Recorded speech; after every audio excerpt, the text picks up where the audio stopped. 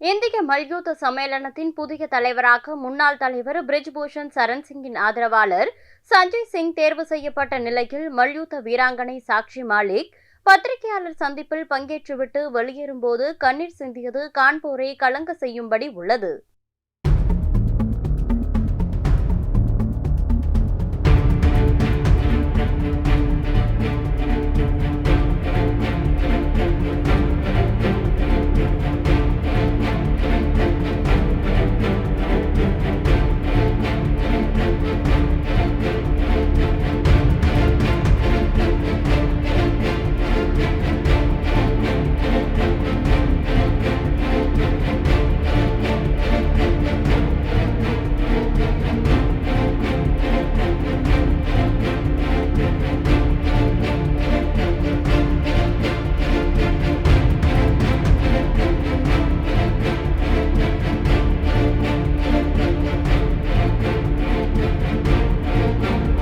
செய்திகளை உள்ளது உள்ளபடி தெரிந்து கொள்ள ரெஃப்ளெக்ட் நியூஸை சப்ஸ்கிரைப் பண்ணுங்க.